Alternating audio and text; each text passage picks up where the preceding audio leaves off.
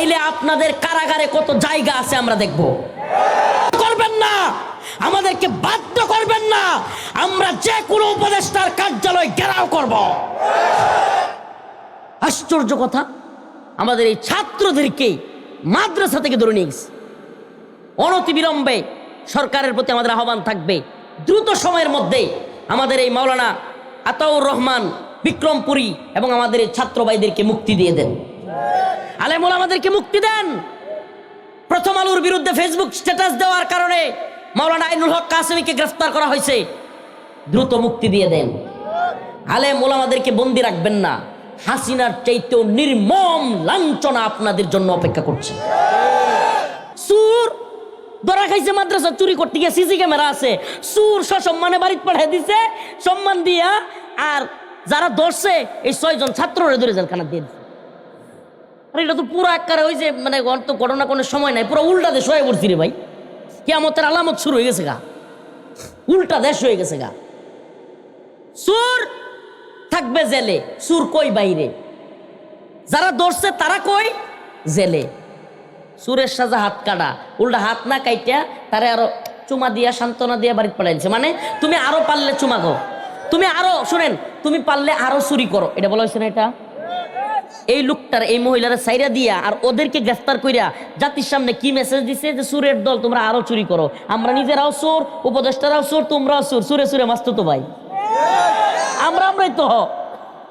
বিষয়টা এমন বোঝা যাইতেছে না যে আমরাও চোর তোমরাও চোর, এই দেশটা চোরের দেশ।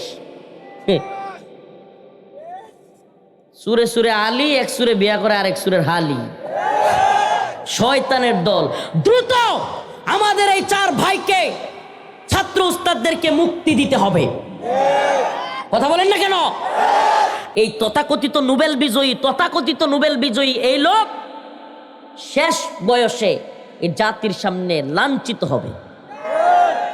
মাত্র তো 12 তারিখ পর্যন্ত কয়দিন, এই অল্প সময় অপেক্ষা করেন, লিখে রাখেন রফিকুল ইসলাম মাদানী ছোট হুজুর কি বলছিল, কথাগুলো স্মরণ রাখেন। আজকে জানুয়ারি মাসের 6 তারিখ আপনাদের এই 30 সালে প্রোগ্রামে বলে গেলাম, কারণ আপনি মাদ্রাসা তালিবুল ইলমদেরকে দুইটা জেলখানায় দিয়ে দিবেন, অপ্রাপ্ত বয়স্ক ছোট ছোট বাচ্চাদেরকে। আলেম আতাউর রহমান বিক্রমপুরী, মানুষের ভুল থাকতেই পারে, ভুল মানুষের থাকতে পারে, আমাদেরও আছে, আমরা ভুলের ঊর্ধ্বে না, কেউ ফেরেশতা না, কিন্তু একজন আলেম হকপন্থী যে কোনো আন্দোলনে শরিক হয়, জুলাই আন্দোলনে সবচাইতে সামনে থেকে শরিক হয়েছে, আজকে ওই লোকরে ওই শেখ মুজিবের আমলের এক আইন 90 দিনের মামলা ছাড়া 90 দিনের জেল, মানে এটা কোনো মামলা নাই, কিছুই নাই, 90 দিন তারা বন্দি করে রাখবে। এটা কোনো কথা? এটা কোনো কথা? এটা মাইনা নেওয়া যায়?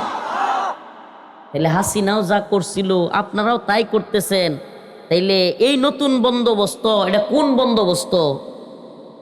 এটা কোন নতুন বন্দোবস্ত যে আলেমরা জীবন দিল, যাত্রাবাড়িতে শত শত হাফেজরা জীবন দিল, আমরা রাজপথে মিছিল মিটিং আন্দোলন করলাম, বুলেটের সামনে মায়ের কাছ থেকে স্ত্রীর কাছ থেকে বিদায় নিয়ে আন্দোলন করলাম, বছরের পর বছর জেল খাটলাম, 26 দিন রিমান্ডে থাকলাম, আমাদের আওয়ামী লীগ সরকারের প্রশাসন আমাদের কাপড় চুপড় খুলে ফেললো। আলেমদের এরকম ভাবে বন্দি করার মতো দিন দেখবার জন্য, এই দিন দেখবার জন্য আমরা এগুলো করছি।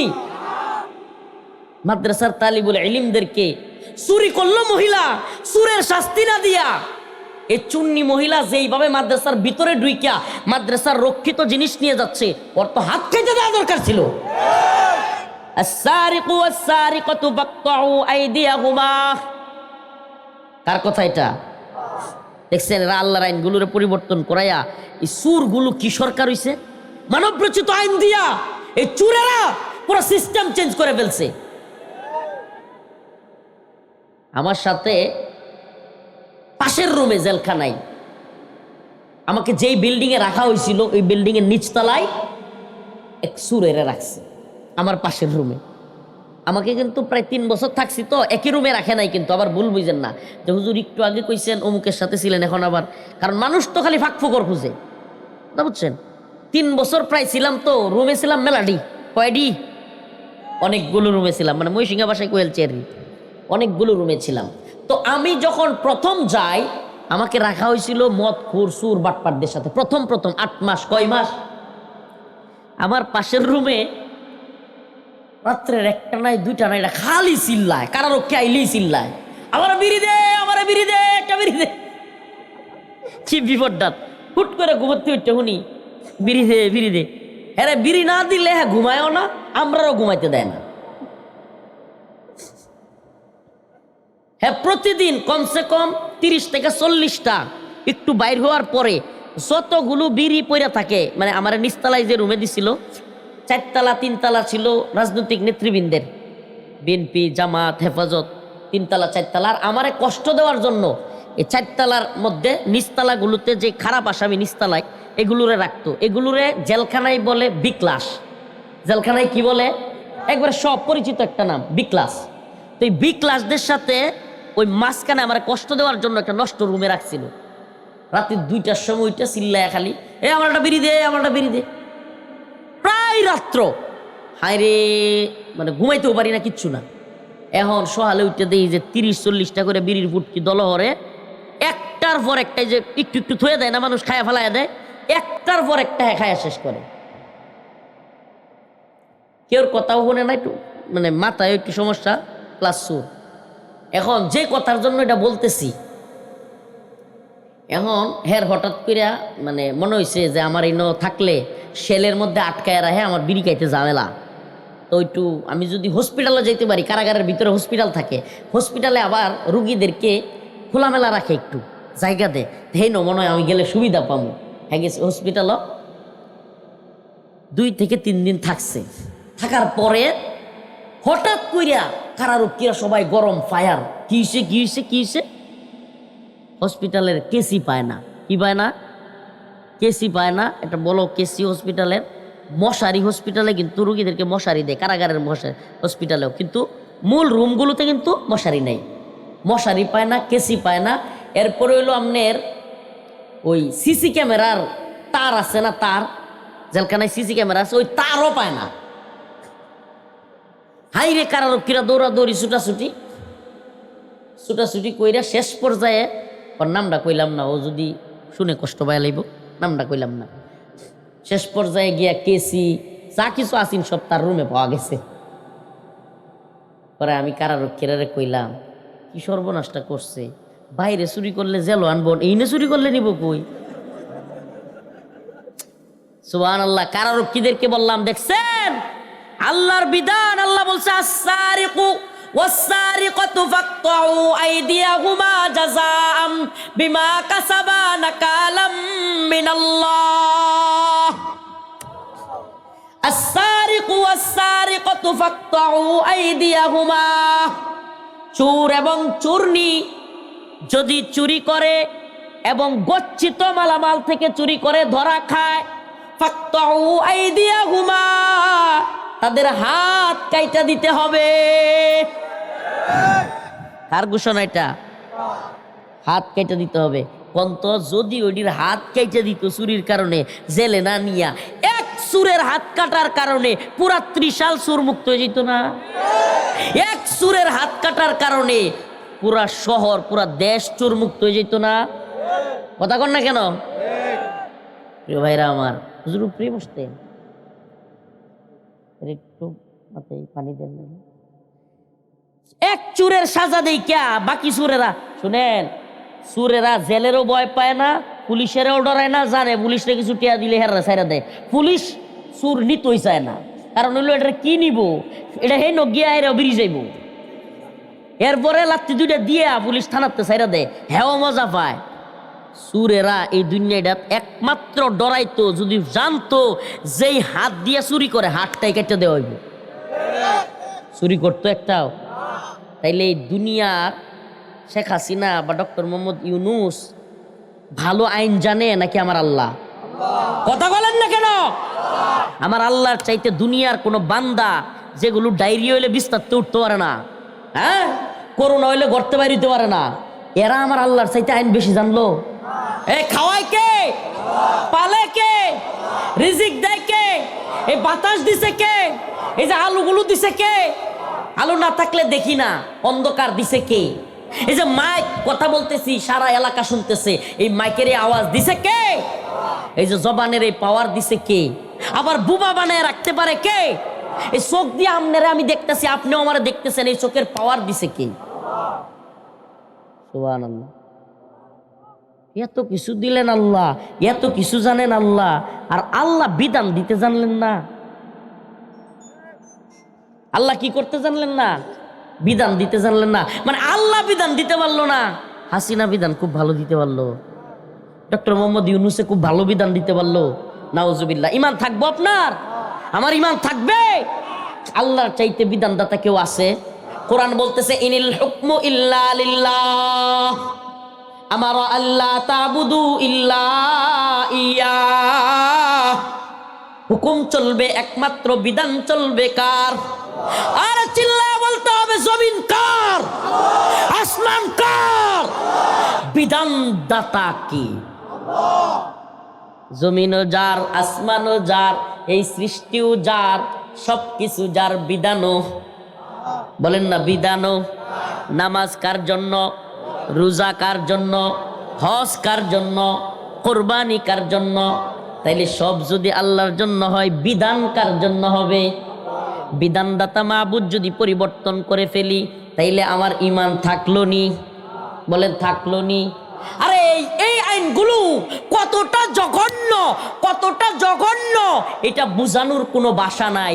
চুরের শাস্তি নাই, চুররে যারা ধরছে তারা জেলে। এই তো মানব রচিত আইন। আমার নামে মামলা দিছে, আমি একটা কথা কইছিলাম খালি, আমি সত্যি কই, আজকে আমি কিন্তু কইতে চাইছিলাম যে আল্লাহর বিরুদ্ধে গেলে এমপি মানি না, মন্ত্রী মানি না, প্রধানমন্ত্রী মানি না, রাষ্ট্রপতি মানি না, এইভাবে কইতে গিয়ে রাগের মাথায়, মানে আল্লাহর বাইরে গেলে, আল্লাহর বিরুদ্ধে গেলে, ইসলাম নিয়ে কটূক্তি করলে কসুর মানি না।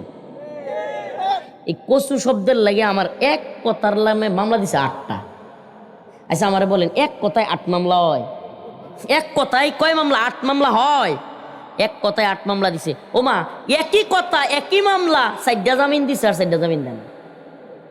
মাহবুবউদ্দিন খোকন আমার মামলার অ্যাডভোকেট, সুপ্রিম কোর্টের বিশাল বড় আইনজীবী, বিএনপির সিনিয়র আইনজীবী নেতা মাহবুবউদ্দিন খোকন সাহেব নেত্রকোনার এক বদমাশ বিচারক, নাম হইল উবাইদুল হাসান, প্রধান বিচারপতি ছিল। তারে প্রশ্ন করছে, মাই লর্ড, আমার মক্কেল রে আপনি 4টা মামলায় জামিন দিছেন, একই দাঁড়ায় অন্য মামলাগুলো জামিন না দেন কেমনে? এই গুন্ডা বিচারপতি কয় কি, কয়টার কোনো জবাব নাই। দিছি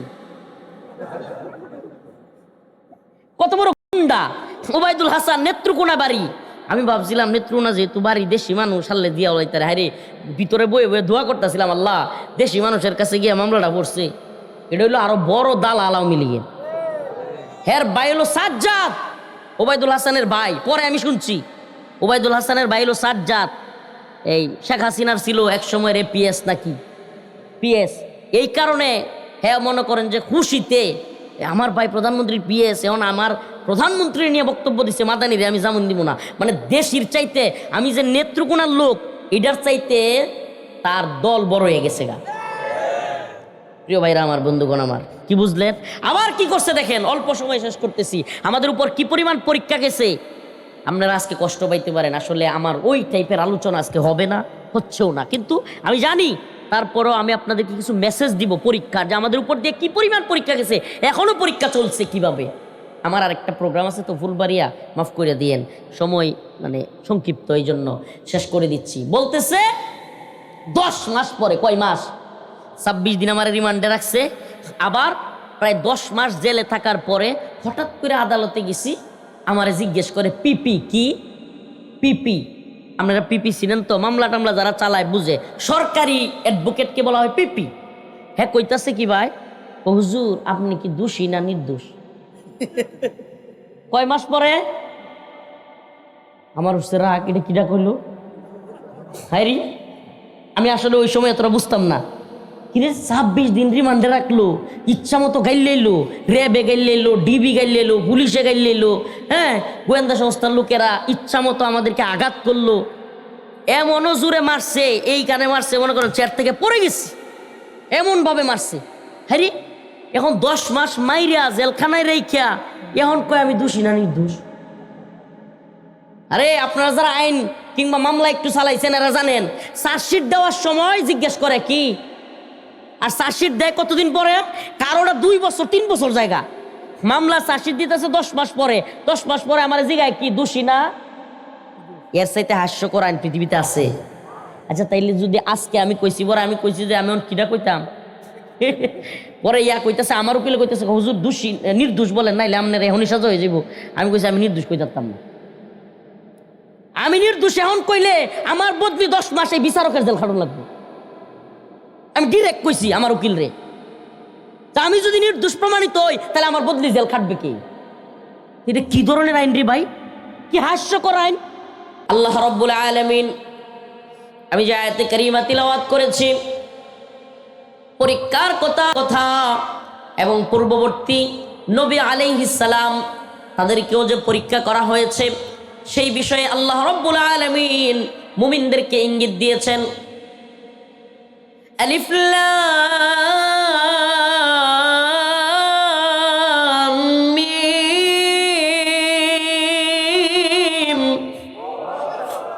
আহাসিবান নাস আন ইউতরাকু আন ইয়াকুলু আমান্না ওয়া হুম লা ইফতানুন।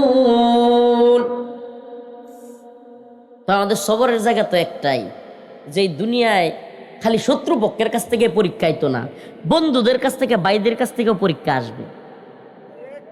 আর ভাইদের কাছ থেকে বন্ধুদের কাছ থেকে সেম দাড়ি টুপিওয়ালাদের কাছ থেকে যেই কষ্ট আসবে এটা আরো কঠিন কষ্ট, এটা আরো কঠিন কষ্ট। আল্লাহ পাক বলতেছেন হাসিবান নাস আন ইউতরাকু আন ইয়াকুলু আমান্না ওয়া হুম লা ইফতানুন। হে মানুষ, তোমরা কি মনে করো যে আন ইয়াকুলু আমান্না, তোমরা বলবা আমরা ঈমানদার, ওয়া হুম লা ইফতানুন, কোনো পরীক্ষা করা হবে না তোমাদেরকে? আল্লাহ বলেন না, ওয়ালাকাদ ফাতান্নাল্লাযীনা মিন ক্বাবলিহিম ফালায়া'লামান্নাল্লাহু আল্লাযীনা সাদাকু ওয়া লায়া'লামান্নাল কাযিবিন।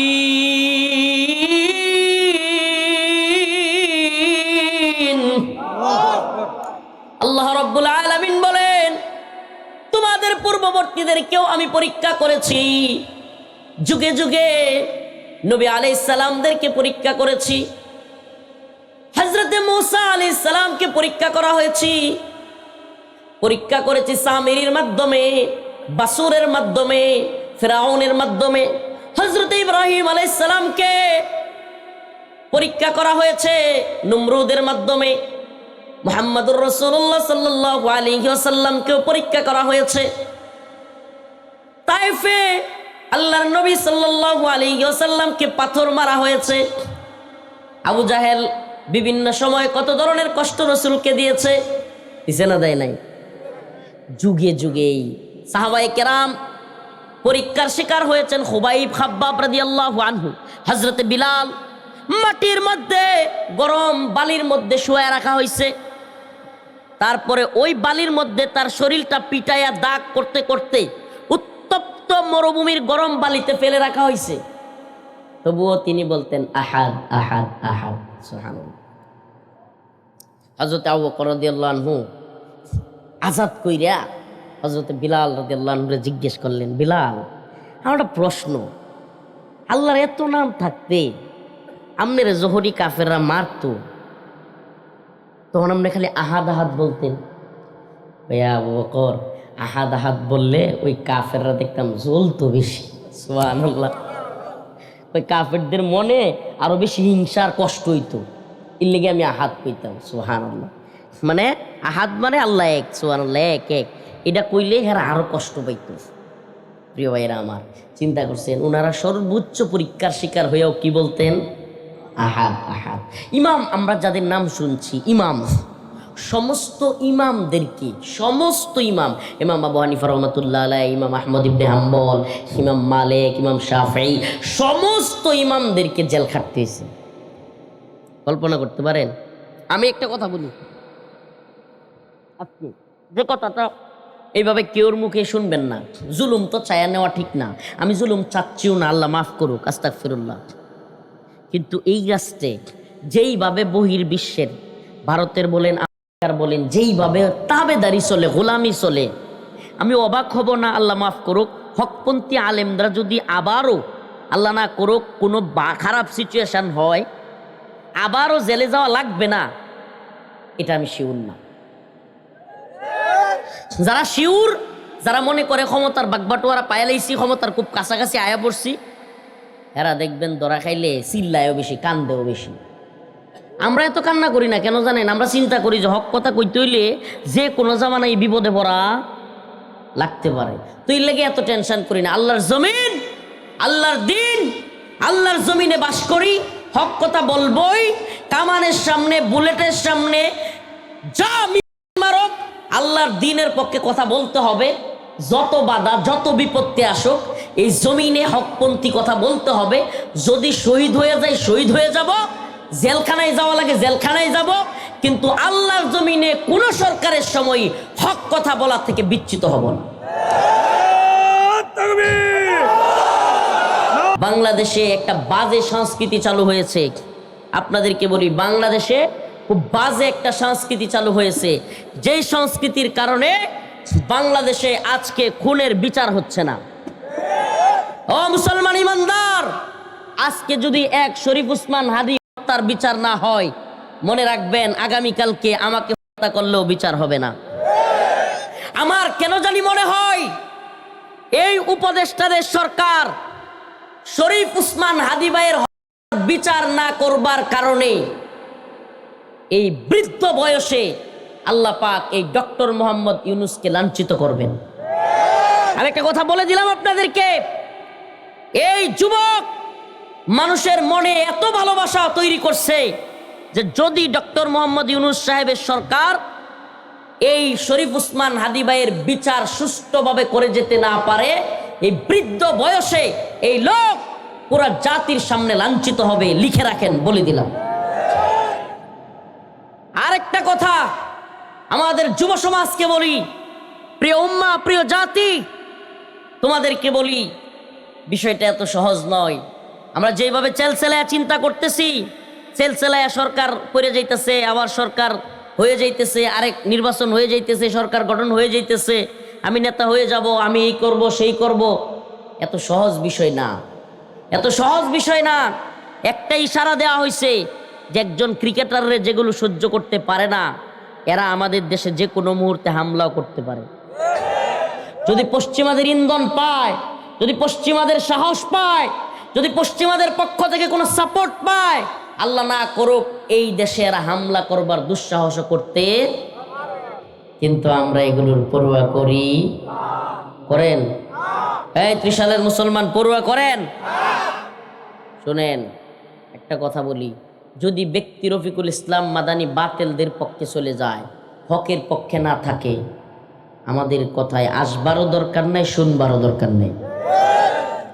কিন্তু যদি হকের পথে অটল বিচল থাকতে পারি, যে কোনো মুহূর্তে ময়দানে ডাক দিলে চাপায়া পড়তে হবে।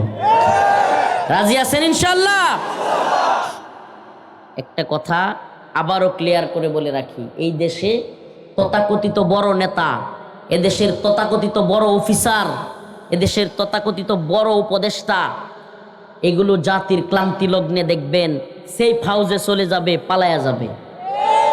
লিখে রাখেন, এই দেশকে তারাই রক্ষা করতে পারবে, এই উম্মাহকে তারাই রক্ষা করতে পারবে যারা জাতির যে কোনো ক্রাইসিস মুভমেন্টে কখনো জাতিকে ছেড়ে যায় নাই। জাপায়া তারাই পড়তে পারবে। যে হুজুর, জাপায়া পড়লে আমাদের কি করতে পারবো আমরা? সুবহানাল্লাহি ওয়া বিহামদিহি। কল্পনা করছিলেন বাংলাদেশ থেকে হাসিনা বিদায় হইব? হয় নাই? হয় নাই? কেমনে হয়েছে? যুবকরা সর্বোচ্চভাবে চাইছে বলেই তো হয়েছে, এবং আল্লাহর পক্ষ থেকে ফয়সালা হয়েছে বলেই কি সরছে।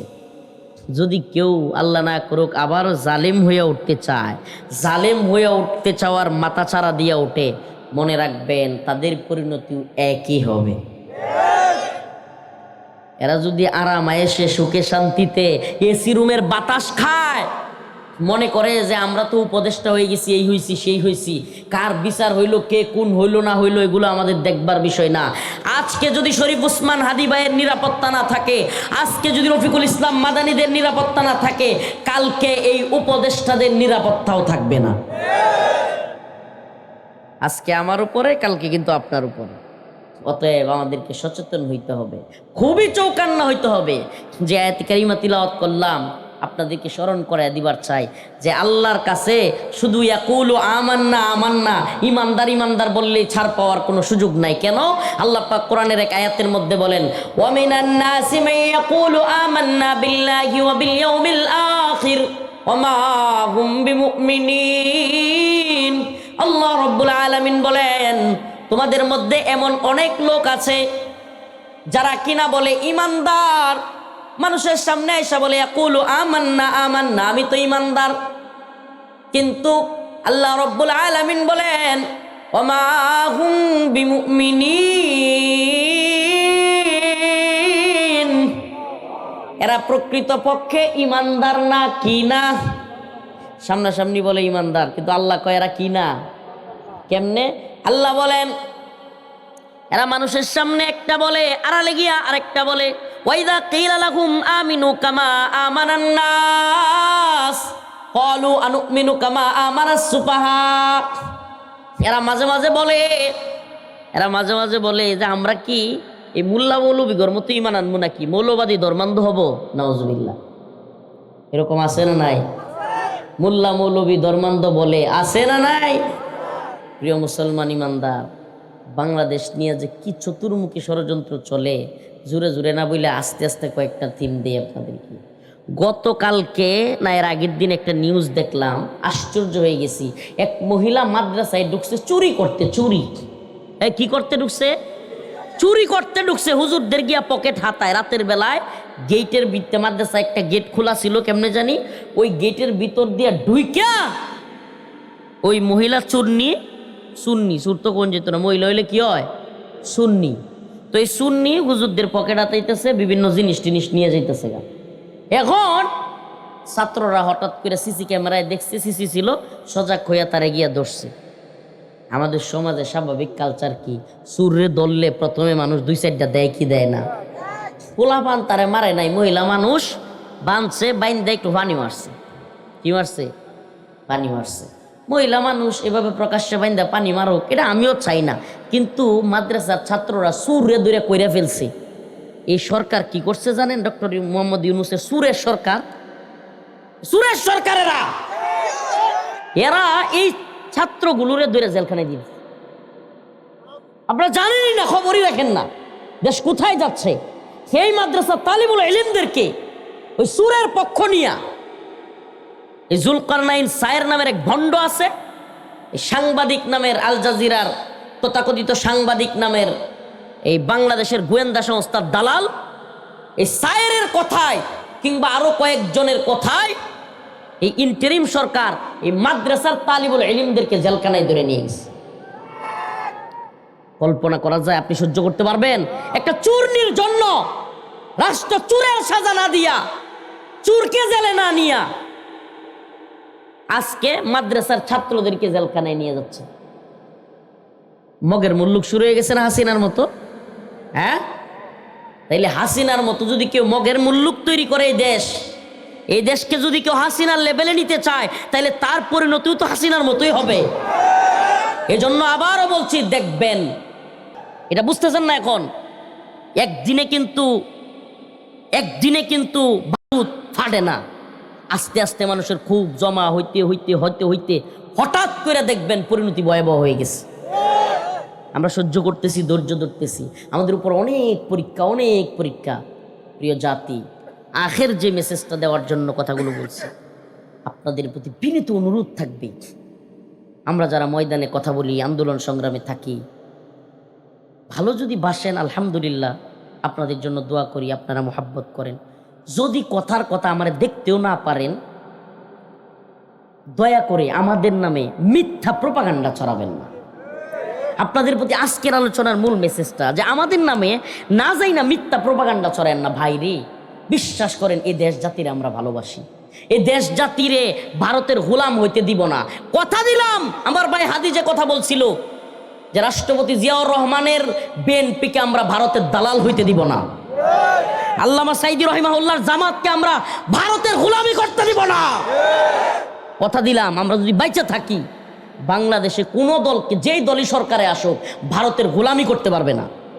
ভারতকে যারা দাঁত ভাঙা জবাব দিতে পারবে তারাই সরকারে থাকবে।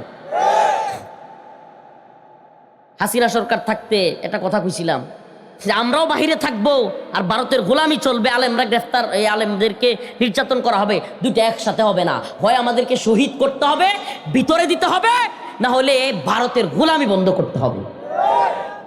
আল্লাহ তাআলা আমাদেরকে বুঝার এবং আমল করার তৌফিক দান করুন। আরো জোরে বলেন আমিন। আলিফ লাম মিম। আহাসিবান নাস আন ইউতরাকু আন ইয়াকুলু আমান্না ওয়া হুম লা ইফতানুন। আল্লাহ বলতেছেন, হে মানুষ, তোমাদেরকে কি পরীক্ষা করা হবে না? তোমরা কি মনে করতেছো তোমাদেরকে এমনি এমনি ছেড়ে দেওয়া হবে? না, তোমাদেরকে এমনি এমনি ছাড়ার সুযোগ নাই, তোমাদেরকে পরীক্ষা করা হবে। সেই পরীক্ষা রাতের গভীরে, এই যে শীতের মধ্যে, কনকনা শীতে, তাহাজ্জুদের সময়ের যে শীত, ফজরের সময়ের শীত, এটা একটা পরীক্ষা আমাদের জন্য। কথা বলেন না? এই সময়ে যারা নামাজ পড়তে পারবে তারাই তো আল্লাহর খাস বান্দা। মিয়া গরমের দিনও পানি দিয়ে উজু করে নামাজ পড়ান তো সহজ, ভাল লাগে। শীতের দিনে যে এই ট্যাপ কিংবা এই কলের পানিটা দিয়ে উজু করে নামাজ পড়তে পারবে, সেই না আল্লাহর প্রকৃত। আল্লাহ তাআলা আমাদের সবাইকে নামাজি বানাক। আল্লাহ তাআলা আমাদের সবাইকে সমস্ত পরীক্ষার উত্তীর্ণ হওয়ার তৌফিক দান করুন। সুবহানাকাল্লাহুম্মা ওয়া বিহামদিক, আশহাদু আল্লা ইলাহা ইল্লা আনতা, আস্তাগফিরুকা ওয়া আতুবু ইলাইক, ওয়া আখিরু দাওয়ানা আনিল হামদুলিল্লাহ।